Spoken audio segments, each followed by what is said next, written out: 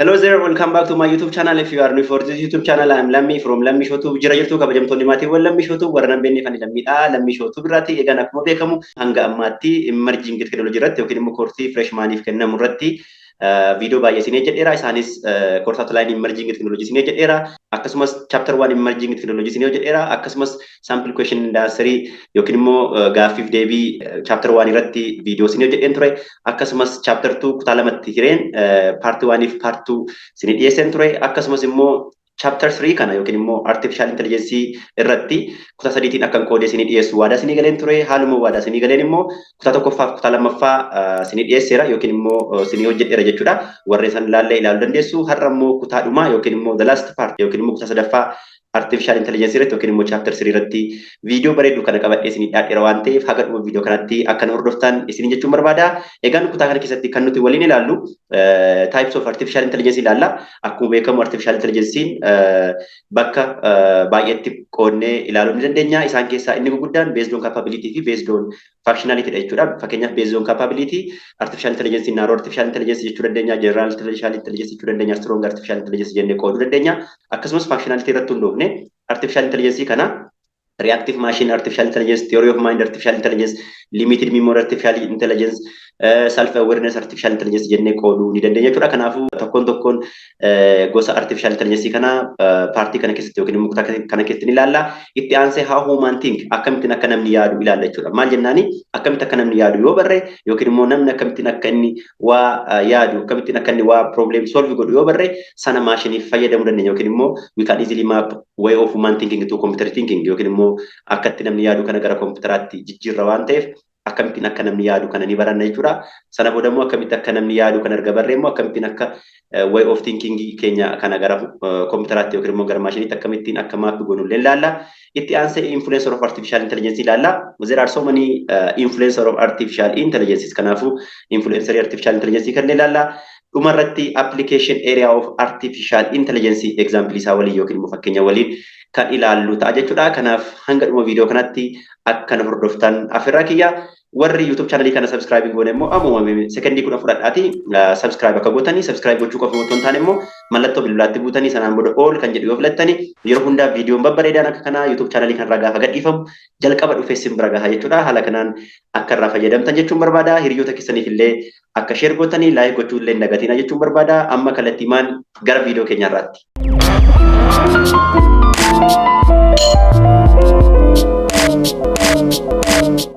And here is types of artificial intelligence. Artificial intelligence can be classified into two, type 1 and type 2. When you say type 1, it is types of artificial intelligence based on what? Based on capabilities. And the second types of artificial intelligence is based on what? Based on functionalities. So based on capabilities, we can classify artificial intelligence into three: weak or narrow artificial intelligence, general artificial intelligence, and we can classify as strong or super artificial intelligence. And when we come to types of artificial intelligence based on functionality, we have four types of artificial intelligence based on this functionality, in which the first one is reactive machine, the second one is limited memory, the third one is theory of mind, and the fourth one is self-awareness artificial intelligence. So we'll see each of these types of artificial intelligence separately. Inni kun immoo maal jechuudha? Gosa artificial intelligence yookiin immoo type of artificial intelligence jechuudha. Fakkeenyaaf otoo internet irra galtanii types of artificial intelligence jettanii gosa artificial intelligence baay'ee isinii fiduu danda'a. Garuu akka moojilaa mooshen qopheesseeru irra jirutti artificial intelligence bakka lamatti qoodama yookiin immoo bakka gurguddaa lamatti qoodama. Type 1 fi type 2 jedhamee beekama jechuudha. Type 1 jechuun artificial intelligence based on capability dha yookiin immoo dandeettii isaa irratti hundaa'uutiin artificial intelligence bakka sadiitti qooduu dandeenya jechuudha. Inni lammaffaan based on functionality dha yookiin immoo type 2 dha jechuudha. Yookiin immoo hojii inni hojjetu irratti hundoofne artificial intelligence bakka afuritti qooduu dandeenya jechuudha. Type 1 yookiin immoo based on capability gaafa jennu narrow artificial intelligence yookiin immoo artificial intelligence dadhabaa ta'e yookiin immoo weak ta'e tokkoffaatti arganna. Lammaffaan general artificial intelligence ni jira. Sadaffaan immoo gosa artificial intelligence strong ta'e ni arganna jechuudha. Akkasumas immoo hojii isaan hojjetan irratti hundoofne yookiin immoo functionality isaan irratti hundoofne artificial intelligence ni bakka meeqatti qooduu dandeenya jechuudha. Bakka afuritti qooduu dandeenya. Inni jalqabaa reactive machine jedhama, inni lammaffaa limited memory jedhama, inni sadaffaa theory of mind jedhama, inni arfaffaa immoo self aware or self awareness artificial intelligence jedhama jechuudha. Mee tokkoon gosa artificial intelligence kana haa ilaallu. And when you come to types of artificial intelligence based on capabilities, we have weak, general, and super artificial intelligence. And when we see a weak or a narrow artificial intelligence, it is able to perform, or these types of artificial intelligence able to perform dedicated task with intelligence.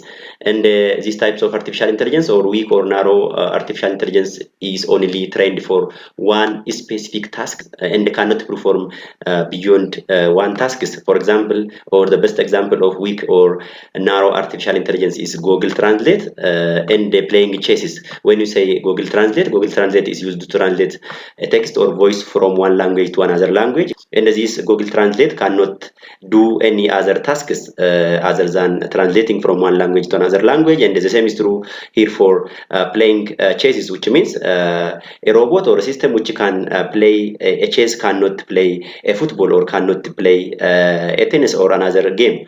Kana jechuun capability irratti yookiin immoo dandeettii isaa irratti hundoofnee artificial intelligence gosa sadii qabna inni irraa.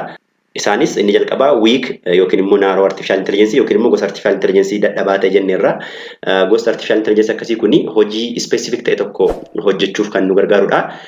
Akka fakkeenyaatti Google Translate fi playing chess fudhachuu dandeenya jechuudha. Kana jechuun fakkeenyaaf akkuma beekamu Google Translate hojiinsa maal gochuudha jechuudha. Tekstii wayii yookiin immoo saawundii wayii Googleef kenneeti sanaan booda maal godha jechuudha. Afaan tokkorraa gara afaan biraatti nu jijjiira jechuudha. Fakkeenyaaf amma what's your name jedheen otoo Ingiliffaan gaafadhee afaan Oromootiin maal naa gochuu danda'u qaba jechuudha. Maqaan kee eenyu jedhee naa baasaa jechuudha.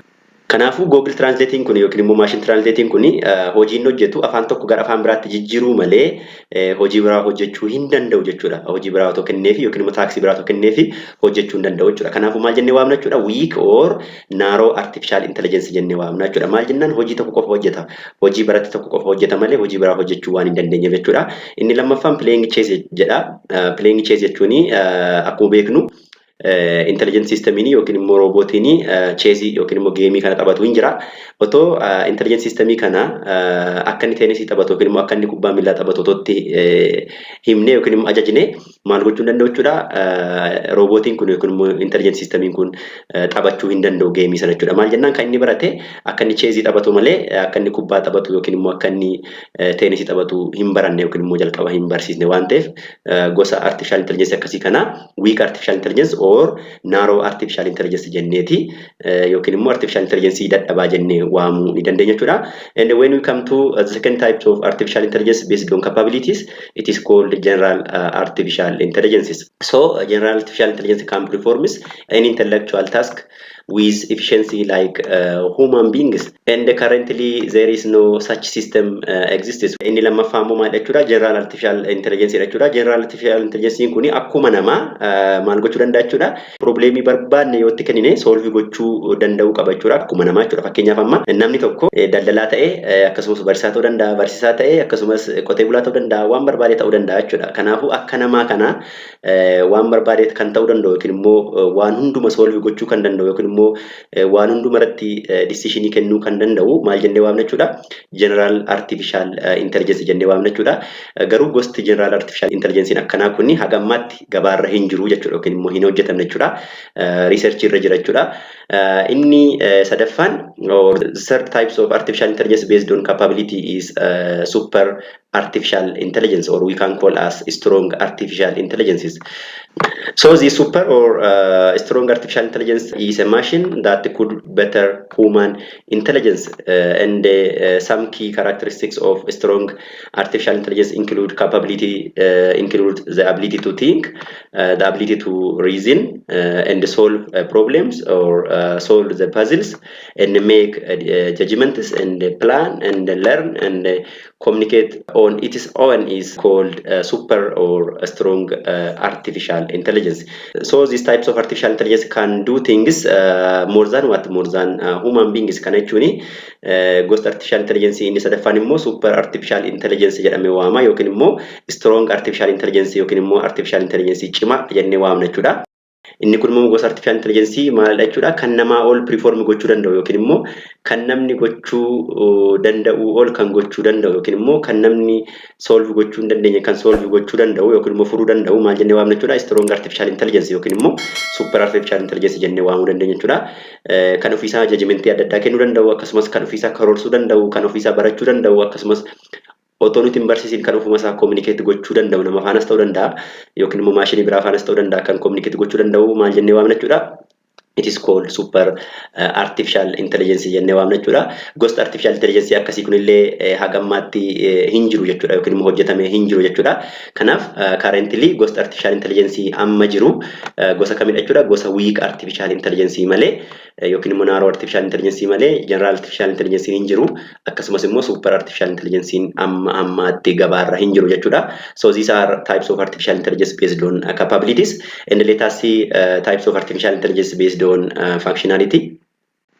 So when you come to types of artificial intelligence based on functionality, we have reactive machines, or the first types of artificial intelligence based on functionality is reactive machines, in which these reactive machine artificial intelligence are the most basic types of artificial intelligences, such as artificial intelligence systems do not store memories for future actions, which means to perform something for the features, these types of artificial intelligence does not store what memory or experiences or the previous experiences. And the best example for reactive machine artificial intelligence are IBM Deep Blue system and Google AlphaGo are the two best example of reactive machine artificial intelligence. And when we say IBM Deep Blue systems, it is robot or intelligent systems which wins a professional human. Kana jechuun immoo functionality irratti hundoofne immoo artificial intelligence illee gosa afur takka jiru dubbanne turre, isaan keessaa inni jalqabaa reactive machine jedhama jechuudha.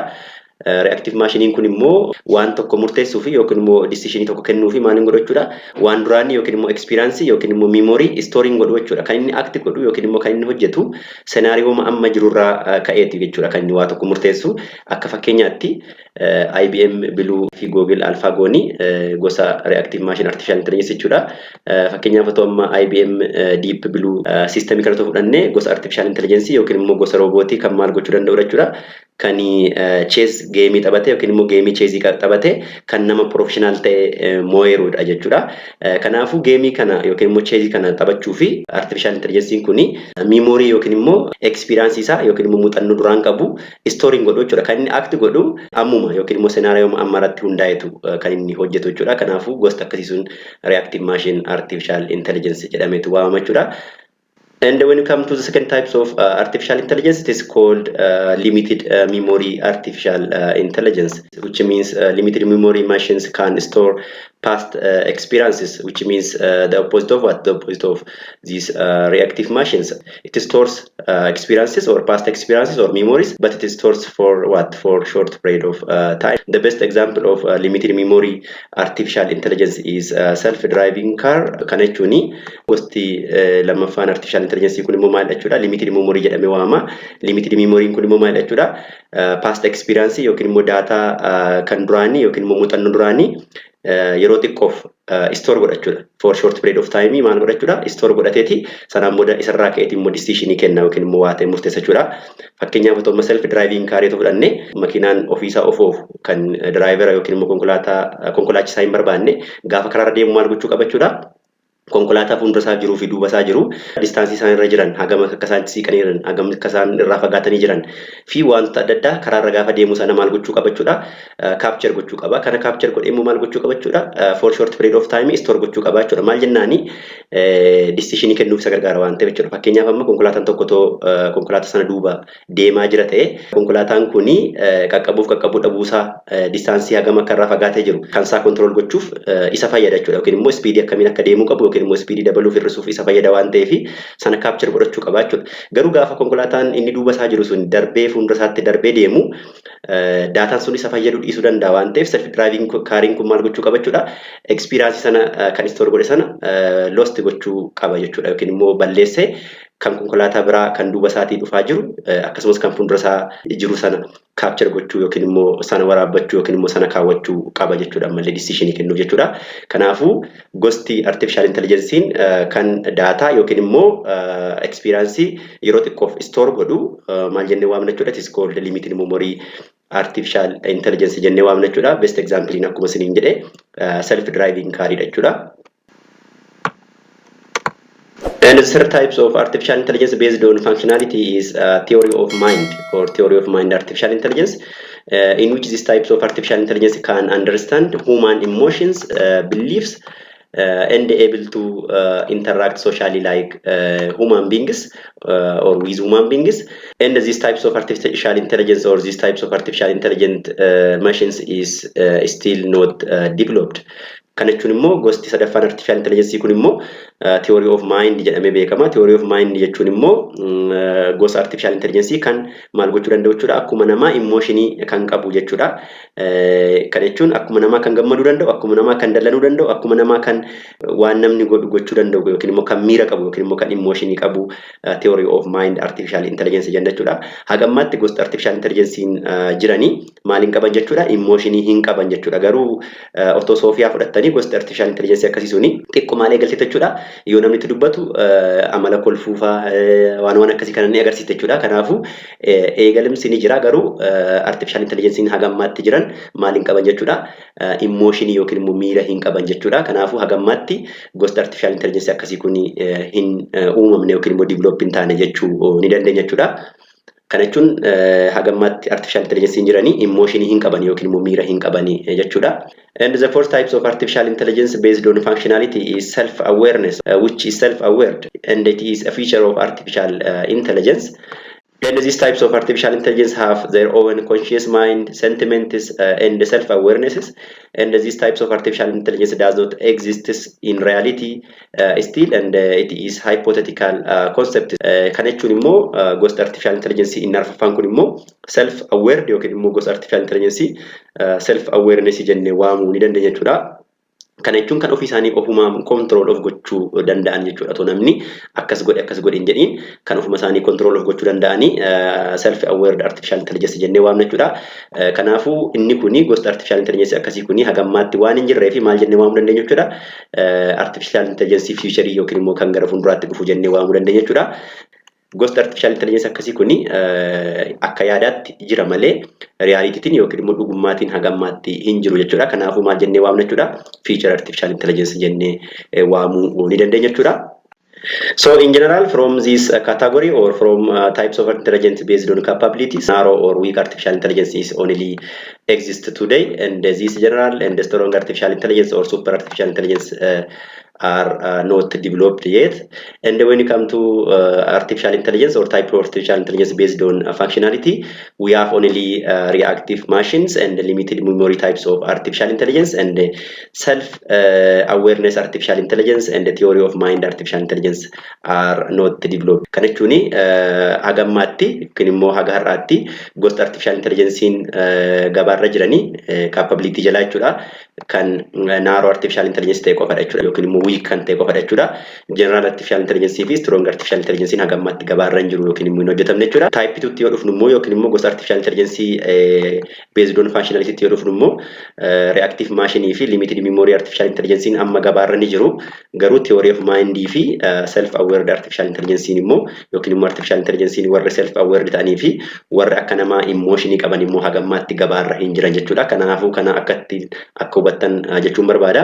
And the next topic is about how human thinks, or how human being, or how does human being think. This is very interesting part of artificial intelligence. If we know how human being thinks, or if we know how human being learns, or if we know how human beings solve a problem, we can easily map that way of thinking to what? To the computers. Kana jechuun as jalatti immoo kan nuti barannu akkamitti akka namni yaadu baranna jechuudha. Kana jechuun akkamitti akka namni yaadu yoo barre yookiin immoo akkamitti akka namni yaadu yoo beekna ta'e, akkamitti akka namni waa baratu yoo beekna ta'e, akkamitti akka namni problemii solve gochuu danda'u yoo barre maal gochuu dandeenya jechuudha. Koompitara probleemii solvii gochuu danda'u akkuma namaa, akkasumas immoo koompitara akka namaa yaaduu danda'u, koompitara akka namaa waan hunda hojjechuu danda'u hojjechuu ni dandeenya jechuudha. Kanaafuu akkatti namni yaadu yoo barree akkatti namni yaadu sana koompitaraaf fayyadamuu dandeenya yookiin immoo konseptii sana siistamaaf yookiin immoo koompitaraaf appilaayi gochuu dandeenya jechuudha. Kanaafuu akkamitti akka namni yaadu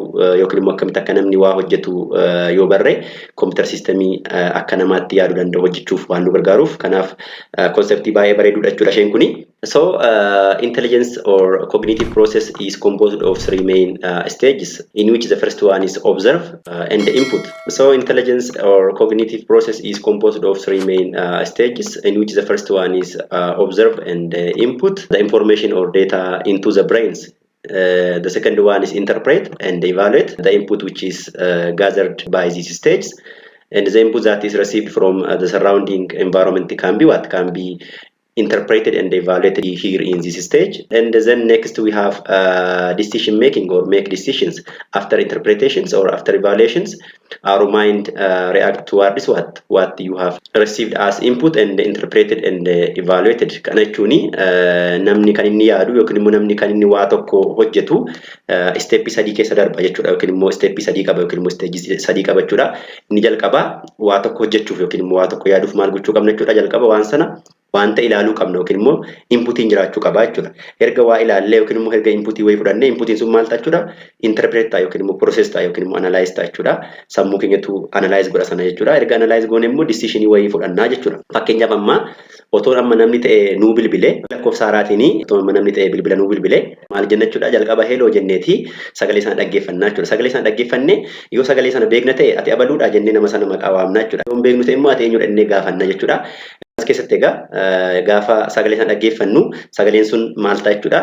Inputii keenyadha jechuudha. Inputii keenyadha jechuudha. Inputii sana fayyadamnee yookiin immoo sagalee sana fayyadamneetu ati abaluudha ati eenyudha jenneetu nama sana himna jechuudha. Kanaafuu isteejii lamaffaatti kana goonaa jechuudha yookiin immoo interpret gooneeti sana eenyudha ati jenna jechuudha. Kanaafuu eenyudha jennee kan nuti gaafannu sun immoo decisionii kennaa jirraa jechuudha yookiin immoo murtoo kennaa jirraa jechuudha. Kanaafuu steepii sadii keessa darbaa jechuudha.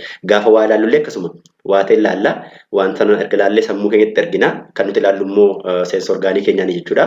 Erga sana ilaallee booda gara sammuu keenyaatti deema jechuudha. Wanti ija keenyaan ilaalle yookiin immoo waan gurra keenyaan dhageenye sanaan booda immoo sammuun keenya immoo analyze godheeti interpret godheeti maal godhachuudha decisionii tokko akka nuti make goonu yookiin immoo akka nuti murtoo tokko murteessinu godhachuudha. Kanaafuu namni haala kanaan jechuudha kan inni waa yaadu yookiin immoo kan inni waa murteessu jechuudha. So this process represents the main three layers or components of artificial intelligence systems. Kanaafuu waa inputii fudhachuu yookiin immoo waa observe gochuun sana booda immoo sana interpret gochuun akkasumas evaluate gochuun akkasumas immoo sana booda immoo decision ta'e make gochuuni maal jennee waamna jechuudha? The main three layers of artificial intelligence jennee waamuu dandeenya yookiin immoo componentii artificial intelligence system jennee waamuu dandeenya jechuudha. Kana jechuun systemni illee gaafa waa hojjetu yookiin immoo gaafa decisionii tokko kennu maal gochuu qaba jechuudha? Steepii namni keessa darbe kana keessa darbuu qaba jechuudha. Jalqaba observe gochuu qaba yookiin immoo input fudhachuu qaba. Erga input fudhatee immoo input sana interpret gochuu qaba. Akkasumas evaluate gochuu qaba. Erga evaluate godhee erga interpret godhee immoo maal gochuu qaba jechuudha? Decisionii ta'e kennuu qaba yookiin immoo decision make gochuu qaba jechuudha. So if we know how human being thinks, we can easily map the way of human thinking to artificial intelligence components. And the way human being thinks contains three components or three layers, in which the first one is stage one, in which the human acquire information from the surroundings by using what? By using different sense organs, in which our sense organ may be our eye, our ear, nose, skin, and so on. So we perceives the surrounding or our surrounding or our environment is by using what? By using our five sense organs. So in case of human beings, data is gathered or collected by using these five sense organs. After collecting this data or information from the surrounding or from the environment is by using our sense organ, it should be sent to our mind for further process. Kana jechuun immoo akkuma sila dubbadhe akkatti namni yaadu yoo barre akkatti namni yaadu sana maal gochuu dandeenya jechuudha? Gara kompiitaraatti maappi gochuuf nu gargaara waan ta'eef jalqaba akkamitti akka namni yaadu beekuun barbaachisaadha jechuudha. Namni kan inni yaadu isteejii sadii qaba jennee rakkoon dura dubbachuu yaalle inni jalqaba isteejii tokkoffaa keessatti jalqaba maal godha? Information acquire gochuu qaba jechuudha.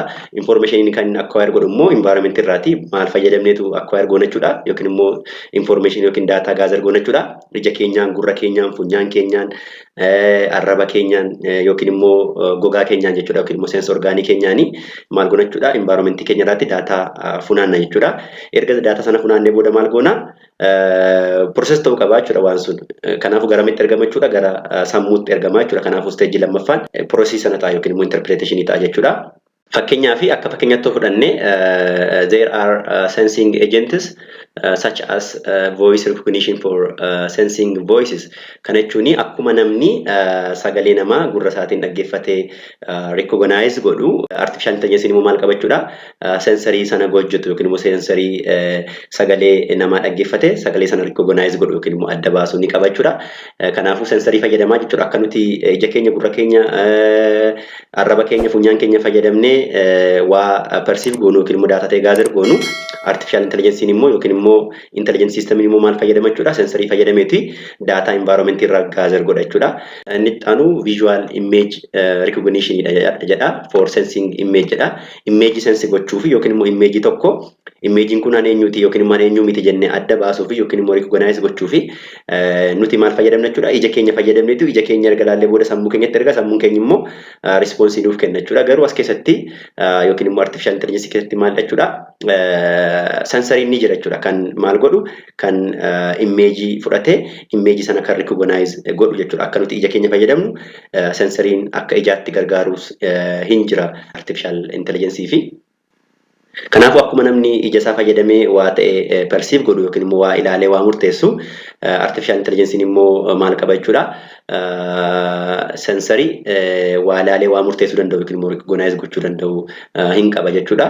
And the second stages of this component is related to interpreting or evaluating the input data in which the input is gathered by what? Gathered by using different sensors. In human, this interpretation and evaluation is done by what? Done by our brain. And if it is artificial intelligence or if it is a machine, this stage is represented by interpretation layer, which takes input from the environment and provide some output or make some decisions. That is reasoning and thinking about the gathered input that is acquired by sensing layers.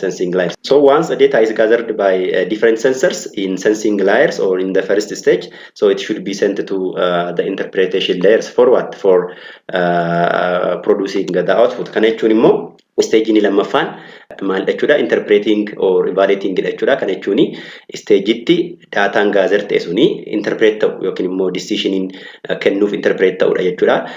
Fakkeenyaaf namni kan inni waa interpret godhu yookiin immoo evaluate godhu maasaatiin jechuudha sammuu keenyaan jechuudha. Akkuma sila namni gaafa nutti bilbiluu jedhe sana kan nuti dhaggeeffanne ati eenyudha ati eenyu miti jennee kan nuti gaafannu sammuu keenyaan erga analyze goone yookiin immoo interpret gooneetu jechuudha. Kanaafuu akkuma namni sammuu isaatiin analyze godhu yookiin immoo interpret godhu yookiin immoo evaluate godhu computerrillee maal qabachuudha yookiin immoo artificial intelligence immoo interpretation layer ni qabachuudha. Kanaafuu interpretation layer kun immoo input data kan argatu eessarraa jechuudha from sensing layers yookiin immoo sensoroon adda addaa data gather godhu erga data sun gather ta'e immoo interpretation layeritiin interpret ta'a yookiin immoo evaluate ta'a jechuudha. And the third or the last stages of artificial intelligence component is related to taking actions or making decisions after evaluating the input data. The interpretation layers performs the necessary tasks for what? For producing the outputs or for making decisions. Kana jechuun immoo stage sadaffaadha. Component artificial intelligence keessaa stage sadaffaadha jechuudha. Jalqaba daataan gaazexaa ta'e suni interpret ta'a. Erga interpret ta'e immoo maal ta'uu qaba jechuudha. Outputiin jiraachuu qaba jechuudha yookiin immoo decision ta'e kennamuu qaba jechuudha. Kanaafuu bakka itti decision kennamu yookiin immoo murtoo wayii tokko kennamu stage sadaffaa artificial intelligence component jennee waamuu dandeenya jechuudha.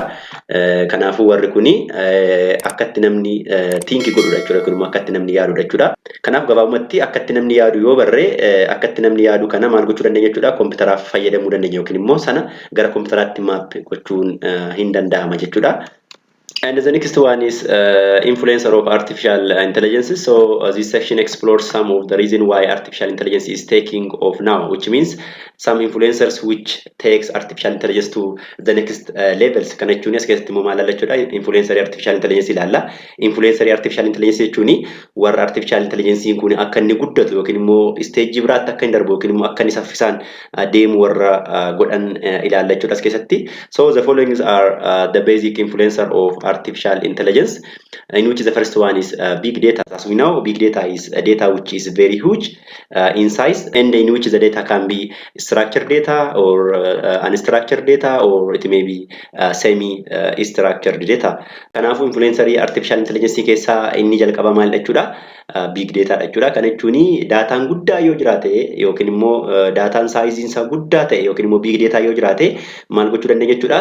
Daataa guddaa kana koompitaraaf kennuutiin akka koompiterri baratee maal gochuu dandeenya jechuudha? Akka inni intelligent ta'u yookiin immoo akka nama akka inni waa baratu akka nama akka inni waa solve godhu gochuu ni dandeenya jechuudha. Kanaafuu daataan yookiin immoo big dataan roolii guddaa ni qaba jechuudha artificial intelligence keessatti jechuudha. By the way, big data malee artificial intelligence nu yaaduun hin danda'amu jechuudha. Akkuma daa'imni maatii isheerraa, ollaa isheerraa, environment isheerraati afaanis ta'e waan hunduma barattu koompitara tokkollee artificial gochuuf yookiin immoo artificial intelligence hojjechuuf daataan koompiterri sun yookiin immoo koompiter siistamiin sun irraa baratu jiraachuu qaba jechuudha. Garuu daataan suni maal ta'uu danda'a jechuudha? Daataan sun structured ta'uu danda'a, unstructured ta'uu danda'a, akkasumas immoo semi-structured ta'uu danda'a jechuudha. Kanaafuu gabaabumatti yoo daataan hin jiraanne artificial intelligence kana yaaduun hin danda'amu jechuudha. Maal jennaani? Artificial intelligence yookiin immoo intelligence system kan inni irraa baratu maal irraa jechuudha? Daataa irraa jechuudha. Daataa kennineefiti daataa sanaan koompiterri sun akka inni intelligent ta'u barsiisna jechuudha. And the next influencer of artificial intelligence is advancement in computer processing speed and new chips architectures. And the third influencer of artificial intelligence is cloud computing and API or application programming interface. And the fourth influencer of artificial intelligence is the emergence of data sciences. And let us see these three influencers within next slides. So the next influencer of artificial intelligence is advancement in computer processing, which means speed and the new chips architectures and the big data file systems or Hadoop systems. In which processing speeds and the new computer chips architectures contribute to the rapid evolution of artificial intelligence applications. And Hadoop file systems uses these distributed file systems that may run on a cluster of commodity machines, where the storage of data is distributed among clusters. We have seen these concepts of cluster computing in the Hadoop system in chapter 2. And this approach determines the speed with which data is processed, and this approach include structured, unstructured or semi-structured data types. Kana jechuun immoo dura maal jennee turre influenceriin artificial intelligence keessaa inni guddaan big data dha jenneerra. Kanaafuu big data yoo qabaanne immoo big data kana process gochuuf immoo yookiin immoo computerri akka inni big data kanarraa baratee intelligent ta'u gochuuf immoo maal gochuu qabna jechuudha? Computera nu barbaachisaa jechuudha. Kana jechuun computera speedii guddaa qabu barbaaduu ni dandeenya jechuudha. Yookiin immoo maal fayyadamuu qabna jechuudha? System adda addaa kanneen akka cluster computing isa keessaati Hadoop system fayyadamne maal gochuu qabna jechuudha? Big data kana handle gochuu qabna computera barsiisuuf yookiin immoo akka inni computerri data guddaa kanarraa baratee intelligent ta'uuf jechuudha. Kanaafuu computerri speedii guddaa qabu chipsonni adda addaa uumamuun yookiin immoo hojjetamuun akkasumas immoo big data file system kanneen akka Hadoop system yookiin immoo cluster system introduce ta'uun artificial intelligence akka inni guddatuuf faayidaa guddaa ni qaba jechuudha. Kanaafuu gabaabumatti as keessatti big data handle gochuu fi maal barbaanna jechuudha? Computer speed gaarii qabu yookiin immoo Hadoop system yookiin immoo clustering system ni barbaanna jechuudha. Warreen kun introduce ta'uun immoo chipsonni adda addaa computer speed gaarii qabu akkasumas immoo big data solution kanneen akka Hadoop yookiin immoo cluster computing introduce ta'uun immoo maaliif fayyada jechuudha? Akka artificial intelligence guddatu warra godhu keessaa yookiin immoo warra influence godhu keessaa isaan biroodha jechuudha. And the third influencer of artificial intelligence is cloud computing. Cloud computing is a delivery of on-demand services, which means a service which is provided for a user when a user asks the service, and usually through internet on a pay-per-use basis. And a service that can be provided by this cloud computing maybe or might be data analysis service, or it may be social media, or it may be storage service. When you say storage service, it may be text or document or audio or different video. And e-commerce service are some of the service that can be provided by cloud computing, and artificial intelligence capability that are available through the internet and supported by cloud computing. Inni sadaffaan immoo yookiin immoo influenceriin sadaffaan artificial intelligence immoo cloud computing jechuudha. Akkuma chapterii tokkoffaa keessatti ilaalle cloud computing kuni example emerging technology keessaa tokko ta'uu ni danda'a jechuudha. Cloud computing jechuun service karaa internetaa useriif provide ta'udha jechuudha. Service sun kan provide nu ta'u on demand service jechuudha, yookiin immoo service yeroo barbaadnu yookiin immoo gaafannee fayyadamnu jechuudha.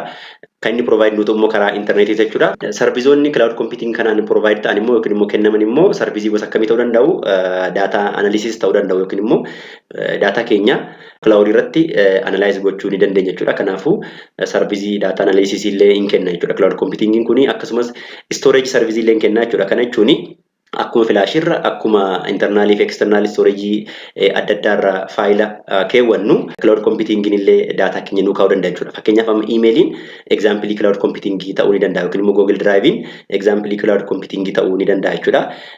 Maal jennaani emailii keenya irra yookiin immoo Google Drive irra maal kaawwachuu dandeenya jechuudha. Faayila barbaadne achirratti attach goonee yookiin immoo upload goonee fayyadamuu ni dandeenya jechuudha. Kanaafuu emailii sanarraati bakka barbaadnetti yeroo barbaadnetti gaafannee maal ta'uu dandeenya jechuudha. Yoo internetii qabaanne faayila keenya access gochuu dandeenya jechuudha. Kanaafidha on demand service kan nuti jenneef jechuudha. Kanaafuu cloud computing kuni artificial intelligence fi faayidaa guddaa qaba jechuudha. Here there is API expose capabilities and services. API means application programming interfaces in which API enables software component to communicate with each other in cloud computing. So to make different component of software to easily communicate with each other, so we need what? We need this API or application programming interface system. Kana jechuun immoo API kun immoo maal godha jechuudha? Softwareonni adda addaa akka isaan waliin communicate godhanii kan godhudha jechuudha cloud computing keessatti jechuudha. All significant companies in artificial intelligence service market delivers their service and the tools on the internet through application programming interface over cloud platforms. For example, these are some of the companies which provides different cloud computing service for users. For example, here IBM delivers Western artificial intelligence service over IBM clouds, which means this company, IBM company, provides cloud computing service for what? For this robots for Western artificial intelligences over what? Over IBM cloud. And Amazon artificial intelligence also provide a service or deliver a service over Amazon web services. And the Microsoft artificial intelligence tools are also available over Microsoft Azure cloud. Kanaafuu warra sirriitti listi ta'anii jiran kun immoo dhaabbattoota cloud serverii qabanidha. Dhaabbanni kun maal godha jechuudha? Maal kennu? Tajaajila cloud computing artificial intelligence warreen kennanidha jechuudha. Fakkeenyaaf IBM dhaabbanni jedhamu cloud serverii ni qaba. Cloud serverii sana maqaan isaa IBM cloud jedhama. Artificial intelligence ni Western jedhamu. Storage service fi waa'ee analyze gochuuf akkasumas waa'ee store gochuu fi robotiin kun service irra fayyadama jechuudha. IBM kanarraati fayyadama jechuudha. Akkasumas Amazon artificial intelligence illee karaa kamii service isaa provide godha jechuudha. Karaa Amazon web service provide godha jechuudha. Microsoft toolin illee akkasuma cloud mataa isaa ni qaba jechuudha. Kanaafuu dhaabbanni baay'een maal qabu jechuudha? Cloud ni qabu yookiin immoo cloud server ni qabu jechuudha. Kanaafuu namni kamuu cloud isaanii sana kireeffachuutiin maal gochuu danda'a jechuudha? Waan barbaanne irratti hojjechuu danda'a jechuudha. Analysis service ta'uu danda'a yookiin immoo network service ta'uu danda'a yookiin immoo storage service ta'uu danda'a. Sana fayyadamne artificial intelligence hojjechuu ni dandeenya yookiin immoo intelligence system hojjechuu ni dandeenya jechuudha. Kanaafuu jiraachuun cloud computing artificial intelligence akka influencerii ta'e jechuudha. Kana jechuun artificial intelligence tokko yookiin immoo intelligence system tokko storage service, network service akkasumas analysis service maalirraa argatee hojii isaa hojjechuu danda'a jechuudha. Cloud irraa fayyadamee hojii isaa hojjechuu ni danda'a yookiin immoo decision tokko make gochuu ni danda'a jechuudha. Kanaafuu cloud computing is one of the influencer of artificial intelligence jechuu ni dandeenya jechuudha.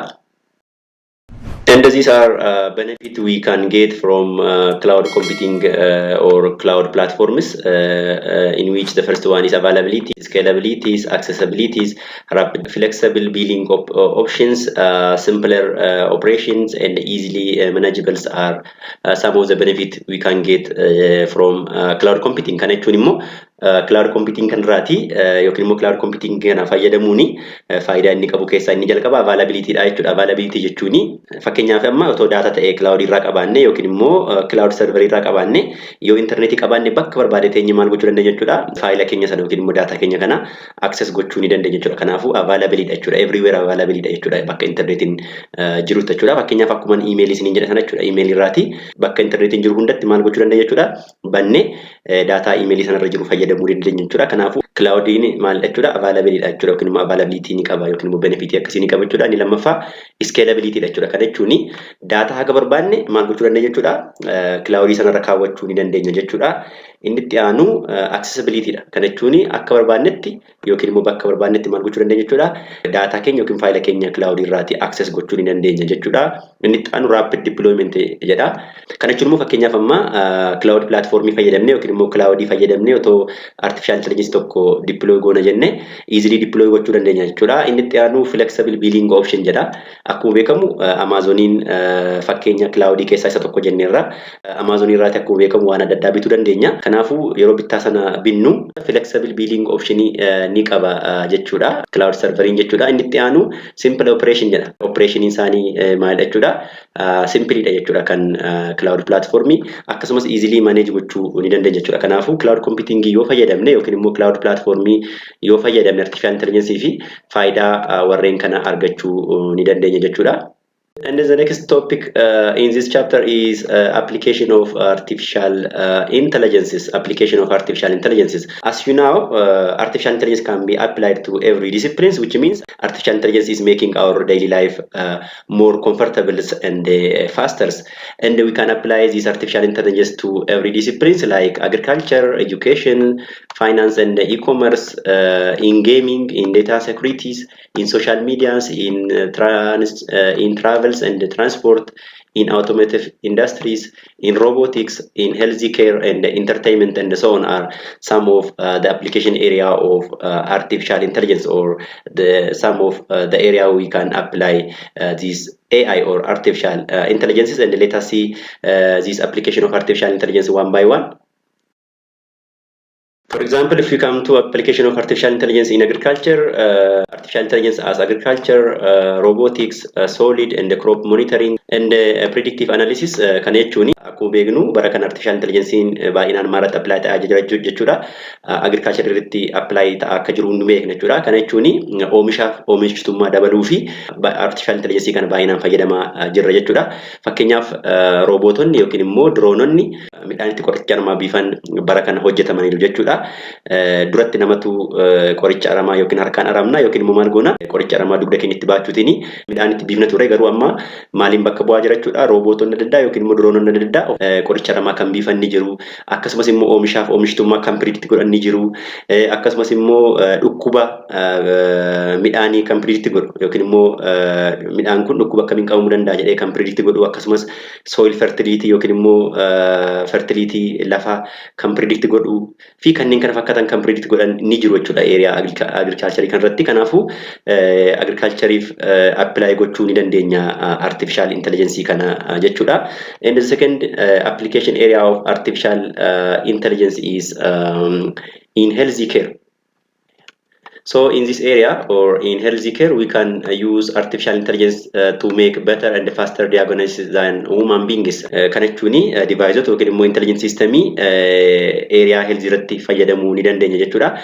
Kan dhukkuba nama adda baasan, kan dhukkuba nama predict gochuu danda'an, kan nama yaaluu danda'an fi kanneen kana fakkaatan area health irratti yookiin immoo area fayyaa irratti kan kennuu danda'an gosta artificial intelligence baay'ee ni jiru jechuudha. Kana jechuun artificial intelligence haga nama operation godhu yookiin immoo surgery godhutti kan jirullee bara kana hojjetamaa jira yookiin immoo ni jira jechuudha. Kanaafuu area fayyaa irratti illee baay'inaan ni fayyadamna artificial intelligence kana yookiin immoo AI kana jechuudha. And the next application of artificial intelligence is in the area of education, which means artificial intelligence in the future can be work as a personal virtual tutor, which means creating artificial teachers. Kana jechuun artificial intelligence yookiin immoo intelligence system akka barsiisaatti barsiisuu danda'ullee bara kana hojjetamaa jira jechuudha. Yookiin immoo virtual tutorii kan kennuu danda'u yookiin immoo akka namaatti kan waa barsiisuu danda'u jechuudha. Kanaafuu area educationitti yookiin immoo barnoota irratti illee fayyadamuu dandeenya jechuudha. And the next application area of artificial intelligence is in finance and e-commerce or electronic commerce. Artificial intelligence is helping shoppers to discover associated product with recommended size, color, and even brands. Kana jechuun immoo artificial intelligence yookiin immoo intelligence system area marketing yookiin immoo e-commerce irratti fayyadamne maal gochuu dandeenya jechuudha. Product adda addaa recommend gochuu dandeenya yookiin immoo recommendation system akkasii hojjechuu ni dandeenya jechuudha. And the next application of artificial intelligence is artificial intelligence in gaming. Artificial intelligence can be used for gaming purpose, which means currently there are different robots or intelligence systems which can play a game with human beings or within another intelligence systems or machines. Kana jechuun bara kana intelligence system akka namaatti nama waliin game taphatu akkasumas immoo akka namaatti maashinii biraa waliin game taphatu baay'inaan ni jiru jechuudha. Kanaafuu area game irratti fayyadamuu ni dandeenya yookiin immoo artificial intelligence kun area game irratti apply ni ta'a jechuudha.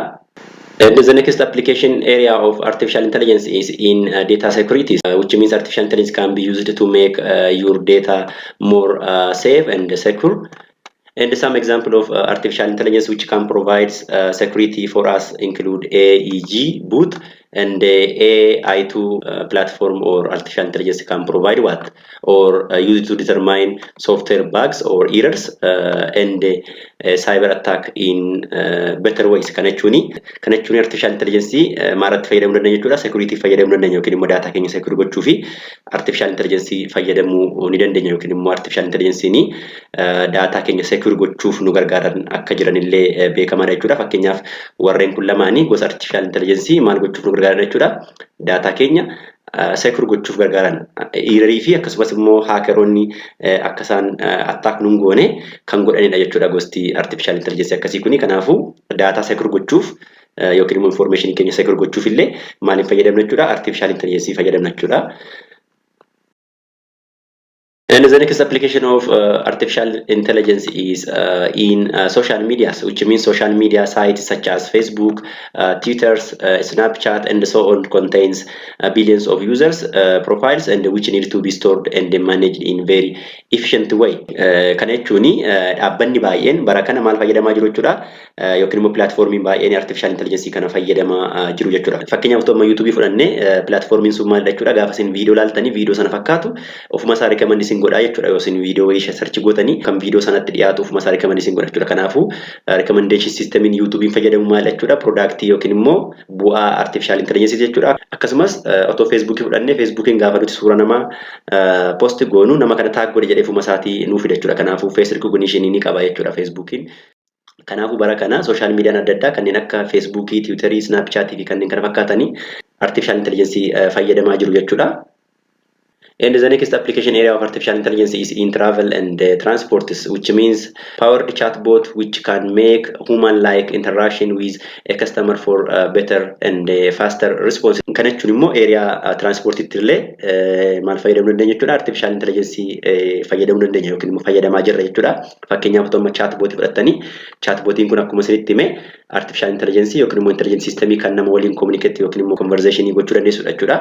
Kanaafuu chatbot sana gaafachaa gara barbaannetti travel gochuu dandeenya yookiin immoo gara barbaannetti deemuu ni dandeenya jechuudha. Akkuma kana Google Map illee fudhattanii Google Mapin maal gochuu danda'a jechuudha. Bakka jirtan sinitti hima akkasumas immoo destination keessan bakka deemtan itti muutini karaa isin agarsiisuu danda'a yookiin immoo kiiloomeetirii hafe sinitti himuu danda'a jechuudha. Kanaafuu artificial intelligence kanneen akka Google Map kanneen akka chatbot traveliif yookiin immoo transportiif yookiin immoo transportationiif fayyadamuu ni dandeenya yookiin immoo area kanatti fayyadamuu ni dandeenya jechuudha. And the next application of artificial intelligence is in the area of automotive industry. Some of the automotive industries are using artificial intelligence to provide virtual assistants to their use for better performances, such as Tesla company has introduced Tesla Boot, which is an intelligent virtual assistant in automotive industry.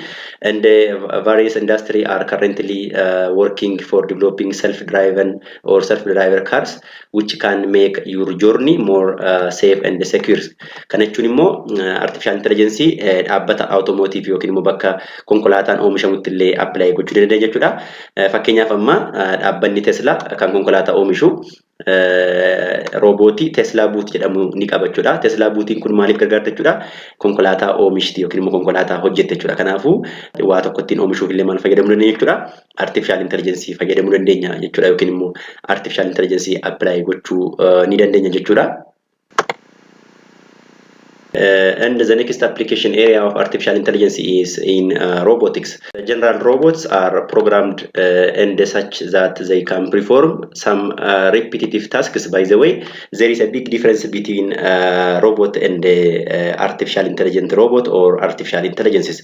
When you say robot is programmed to do, but when we take artificial intelligence or artificial intelligent robot, they are programmed to learn as human beings.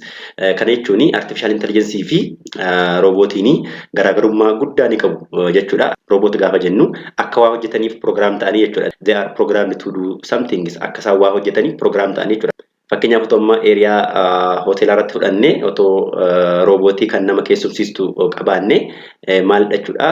Robotiin sun akka isheen nama keessumsiistutti program taate jechuudha. Malee waan biraa hojjechuu hin dandeessu jechuudha. Yookiin immoo waan itti himame qofa hojjetti jechuudha. Akkas godhe jedhameetu itti himameera. Isarratti hundoofteetu maal goote jechuudha? Hojii hojjetti jechuudha. Garuu artificial intelligence yoo jenne yookiin immoo artificial intelligence robot yoo jenne kan maal ta'uu danda'u jechuudha? Kan barachuu danda'udha jechuudha. Kan upgrade of gochuu danda'udha jechuudha malee hojii tokko qofa irra deddeebi'ee kan hojjetu miti jechuudha. Kanaafuu robotiin waan tokko akka hojjetuufidha kan inni hojjetamu jechuudha. Kanaafuu hojii sana yookiin immoo probleemii sana irra deddeebi'uun furuu ni danda'a garuu baratee of guddisuu hin danda'u jechuudha akka artificial intelligence yookiin immoo artificial intelligence robotii jechuudha. Kanaafuu fakkeenyaaf amma as example humanoid robot Sophia has been developed which can talk and behave like human, but with the help of artificial intelligence we can create intelligent robot which can perform tasks with their own experiences without pre-programmed. By the way, why Sophia kana hin beektu jedhee yaada. Sophiyaan kuni robotii yeroo jalqabaaf lammummaa argattedha biyya Saudi Arabiyaatti. Lammummaan kennameefii jechuudha. Akka dubartii taateeti lammummaan kennameefii lammummaa biyya Saudi Arabiyaa qabdi jechuudha. Kan isheen eegalamte yookiin immoo robotiin kun kan isheen hojjetamte persentiin 67 programmeroota Itoophiyaatiin jechuudha. Soofiyaan kun afaan lama dubbachuu dandeessi. Afaan jalqabaa ishee afaan Ingiliffaadha, afaan Amaariffaallee dubbachuu ni dandeessi jechuudha. Nama waliin afaan Amaariffaa fi afaan Ingiliffaatiin communicate gochuu ni dandeessi jechuudha Soofiyaan kun. Kanaafuu Soofiyaan kun waan nuti itti himne yookiin immoo waan nuti barsiisne qofa dubbatti yookiin immoo akti gooti yoo ta'e maal jenna jechuudha? Robotiidha jenna jechuudha. Garuu artificial intelligence fayyadamne yookiin immoo with the help of artificial intelligence we can create intelligent robots. Robotii Sofiyaa kana intelligent Sofiyaa gochuu hin dandeenya jechuudha. Maal fayyadamne? Artificial intelligence fayyadamne robotii intelligent robot gochuun hin danda'ama jechuudha. Gaafa robotiin intelligent robot taate yookiin immoo artificial intelligent gaafa taate maal gochuu dandeessa jechuudha? Waan nuti itti himne qofa otoo hin taane officially baratte waan ta'e perform gochuu dandeessa yookiin immoo rakkoo ta'e furuu dandeessa yookiin immoo decision mataa isheetiin fudhachuu ni dandeessa jechuudha. Kanaafuu kuni garaagarummaa robotii fi intelligent robotii jechuudha. Walumaa galatti artificial intelligence kana area kamirratti apply gochuu dandeenya jechuudha. Area robotii irratti apply gochuu dandeenya jechuudha. Yookiin immoo robotii tokko intelligent gochuu fi artificial intelligence fayyadamuu ni dandeenya jechuudha. And lastly, we can apply artificial intelligence in the area of entertainment. So we are currently using some of artificial intelligence based application in our daily life with some entertainment service such as Netflix and Amazon. Area entertainment itti illee maal gochuu dandeenya jechuudha? Artificial intelligence kana apply gochuu dandeenya jechuudha. Kanaafuu area hundarrattuu yookiin immoo jireenya keenya bakka hundarrattiyyuu artificial intelligence ni maal ta'e jechuudha? Apply ta'eera yookiin immoo apply ta'aa akka jiru beekamaadha jechuudha. Kanaafuu warreen kuni application area of artificial intelligence muraasadha jechuudha. And to create intelligent systems, we need artificial intelligence tools and we need artificial intelligence platforms. So there are so many artificial intelligence tools and platforms which can be used for artificial intelligence. So artificial intelligence platforms are defined as some sort of hardware architectures or software framework that allows software to run. And these are some of the most common artificial intelligence platforms, including Azure Machine Learning, Google Cloud Prediction, Application Programming, IBM Westons, TensorFlow, and so on are some of the platforms which can be used for developing intelligent systems or artificial intelligence. Kana jechuun artificial intelligence tokko develop gochuuf yookiin immoo intelligent system tokko hojjechuuf toolii adda addaa akkasumas platformii adda addaa nu barbaachisuu danda'a jechuudha. Gaafa platformii jennu hardware yookiin software bakka itti artificial intelligence kurraan ta'uu danda'a jechuudha. Kanaafuu warreen asirratti listi ta'anii jiran kuni maal jechuudha? Platformota artificial intelligence fayyadamnu muraasadha jechuudha. Kanaaf platformota kana fayyadamne jechuudha intelligence system yookiin immoo artificial intelligence kan nuti develop goonu jechuudha. And the last subtopic of this chapter is sample artificial intelligence applications. So we'll see some example or some real world example of artificial intelligences. So the first sample application of artificial intelligence is in commuting or in transport.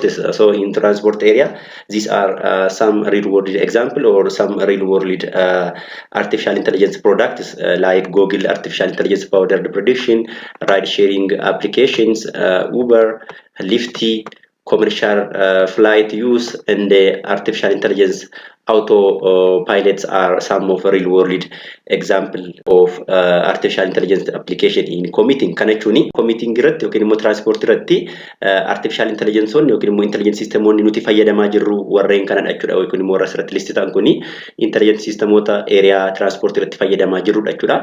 Fakkeenyaaf applicationota kana fayyadamne yookiin immoo artificial intelligenceota kana fayyadamne maal gochuu dandeenya jechuudha. Konkolaataa yaabbanne yookiin immoo baasii yookiin immoo raayidii yaabbanne bakka tokko gara bakka biraa yoo deemuu barbaanne bilbila keenyaan yookiin immoo applicationii kana fayyadamne maal goona jechuudha. Konkolaataa nuti dhiyoo jiru barbaaduutiin sanaan booda konkolaataa nuti bilbillee konkolaataa sana bakka jirutti waammanne sanaan booda konkolaataan sun maal ta'a jechuudha. Kiiloomeetirii haga deemnee ofuma isaa kaalkuleet gochuutiin kiiloomeetira sanarratti hundaa'e immoo birrii hamma kana kanfalii jedheefaa nu gaafachuu danda'a jechuudha. Fakkeenyaaf Finfinneetti ni beektu jedhee yaada raayid sheeringiin tokko jirti yookiin immoo raayid kaariin jirti. Kanaafuu raayid kaarii kana fayyadamuu barbaanne application isaa buusuutiin maal goona jechuudha. Konkolaataa nuti dhiyoo jiru nutti himte jechuudha. Kanaafuu konkolaataa sanatti bilbilee waamuutiin konkolaataa sana yaabbanne haga kiiloomeetira deemnee ofuma ishee kaalkuleet gooti. Sanaan booda birrii amma kanfaluu qabnullee ofuma kaalkuleet gooteeti nutti himte jechuudha. Kanaafuu kuni applicationii artificial intelligence area transportii keessaa isa tokko ta'uu ni danda'a jechuudha. And the next real application of artificial intelligence is in email, which identifies email as spam or not spam, and there is also a system which can categorize email as primary, important, social, and so on. Kana jechuun immoo email irratti illee artificial intelligence kana fayyadamaa jirra jechuudha. Kana jechuun bara kana emailii nutti ergamu spam immoo spam miti yookiin immoo unwanted emailidha moo emailii barbaachisaadha moo emailii hin barbaachisnedha jedhee yookiin immoo emailii vaayirasii qabudha moo vaayirasii hin qabnedha jedhee kan filter godhu system ni jira jechuudha. Kanaafuu spam filteriif ni fayyadamna jechuudha artificial intelligence kana. Akkasumas immoo emailii categorize gochuuf kana jechuun emailii nutti ergamu kana yoo promotion ta'e promotion jedhee qofaatti ka yoo social irraa dhufe ta'e yookiin immoo social media irraa dhufe ta'e social media jedhee qofaatti categorize godhee ka akkasumas immoo yoo important emailii ta'an immoo primary jedhee categorize godhee ofuma isaa kaa jechuudha. Kanaafuu kunillee application yookiin immoo real world application of artificial intelligence in email dha jechuudha.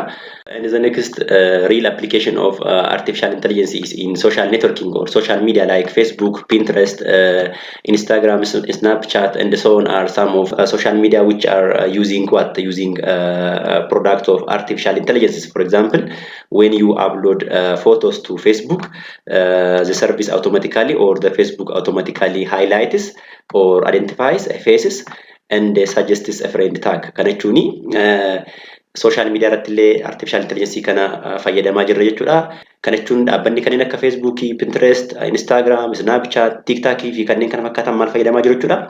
artificial intelligence fayyadamaniiti hojii isaanii hojjechaa jiru jechuudha. Fakkeenyaaf Facebookiin akkuma sila isinitti himuu yaale gaafa nuti footoo upload goonu footoo sana adda baasuutiin nama kana taag godhi namni kun abaluudha jedhee nutti hima jechuudha. Kana jechuun face recognition ni qaba dhaabbanni Facebook jechuudha. The same is true for Instagram, the same is true for another platform or another social medias. Kanaafu area social mediaatti yookiin immoo area social networking illee artificial intelligence kana fayyadamaa jirra jechuudha.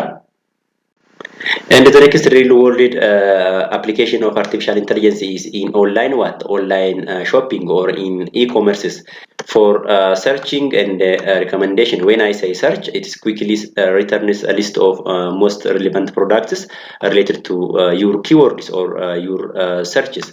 And when I say recommendation, you can see a recommendation from product you are interested in as a customer who viewed this item also viewed, and the customer who bought this item also bought, as well as via personalized recommendation on homepage or bottom of the item page or through email. Kana jechuun area gurgurtaa irratti yookiin immoo e-commerce irratti illee artificial intelligence fayyadamaa jirra bara kana jechuudha. Fakkeenyaaf gaafa nuti waa bituu barbaannu gaafa nuti search goonu website tokko gallee gaafa nuti search goonu waan search goone sana nu baasuun samaalla jennee waamna jechuudha. Artificial intelligence ni jira jechuudha. Kanaafuu search engine waan nuti search goonu nu baasu Googlein maal ta'uu danda'a jechuudha. Artificial intelligence dha jechuudha. Akkasumas immoo suggest nu godha gaafa nuti waa binnu yookiin immoo gaafa nuti search goonu suggest nu godha. Kana jechuun namni kana bitee kanas biteera atis kana bittaa jedhee recommend nu godha jechuudha. Akkasumas immoo customeriin kana laalee kanallee laaleeraati illee kana laaluu barbaadda jedheeti ofii isaa recommend nu godha jechuudha. Fakkeenyaaf amma nuti online yoo ta'u uffata daa'imaa binne systemni suni yookiin immoo artificial intelligence maal nu gochuu danda'a jechuudha. Shaangulliitii yoo bittuu jedhee recommend nu gochuu ni danda'a jechuudha. Akkasumas immoo daayiperiin bittuu jedhee ofuma isaa recommend nu godha jechuudha. Kana jechuun waan nuti binne ilaaluutiin yookiin immoo waan nuti search goone ilaaluutiin waan isa fakkaatu recommend kan nu godhan intelligence system naannoo area shopping yookiin immoo e-commerce illee ni jiru jechuudha. Kanaafuu kunillee application artificial intelligence jechuudha. And the next real world application of artificial intelligence is in mobile uses, which means today our mobile phone or our smartphone come up with different intelligent applications like face recognitions, fingerprint, voice to text, text to voice, smart personal assistants. For example, if we see voice to text, you can start speaking to your mobile, and your mobile or your phone converts the audio into the text and vice versa, which means we can also convert this text into voices, and also there is Google Translation, or we can translate texts or sounds from one language to another language. We can have also personal assistants or smart personal assistant or digital assistants, which come up with our mobile phones. Now that voice to text technology is accurate enough to replay on for basic conversation, example Siri, Google Assistant, Cortana, and so on. Kana jechuun immoo bara kana bilbila keenyaan bu'aa yookiin immoo product artificial intelligence baay'ee fayyadamaa jirra jechuudha. Fakkeenyaaf mobile keenyaan maal gochuu dandeenya? Ashaaraatiin cufuu dandeenya. Kun bu'aa artificial intelligence ti. Akkasumas fuula keenyaan cufuu dandeenya, fuula keenyaan banuu dandeenya. Kunillee bu'aa artificial intelligence ti. Akkasumas afaan tokko irraa gara afaan biraatti jijjiiruu dandeenya mobile keenya irra teenye, kunillee bu'aa artificial intelligence ti. Akkasumas tekstii gara audiotti yookiin immoo tekstii gara sagaleetti yookiin barreeffama gara sagaleetti sagalee gara barreeffamaatti illee jijjiiruu dandeenya, kunillee bu'aa artificial intelligence jechuudha. Akkasumas immoo mobile keenya waliin kan dhufanii digital assistantiin kanneen akka Siri kan mobile Apple irratti hojjettu jirti. Akkasumas immoo Googlein dhaabbanni Google Assistantii mobile yookiin immoo Androidiif hojjeteera. Akkasumas dhaabbanni Microsoft digital assistantii Cortana jedhamtu kana hojjeteera jechuudha. Kanaafuu warreen kun bu'aa maaliiti jechuudha? Warreen kun bu'aa artificial intelligence jechuudha. Kanaafuu artificial intelligence kuni area baay'eetti apply ta'aniiru jechuudha. Akkasumas immoo apply ta'aa jiru jechuudha. Yaa kilaasii keenya xumuree jechuudha. So waan dhaggeeffataniif guddaa galatooma. Yoo gaaffii qabaattan gaafachuu dandeessu. Bye bye.